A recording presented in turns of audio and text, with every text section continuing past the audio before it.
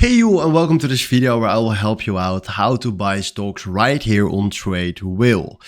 First of all, what you need to know that if you want to buy stocks, you need to create an account by yourself. And I helped you out with dropping a link in my description where you can click on and create an account for 100% fee. And if you click on that link, you also support the channel. So once you created that account, then you see right here this screen. And then right now we want to buy stocks. So what we're going to do is we go right here to the arrow where we can click on stocks. Then right now you will see right here that the stocks that we can trade on our demo account are Apple, Amazon and Tesla. So let's click right now on Apple, for example, and then you will find right here the Apple chart.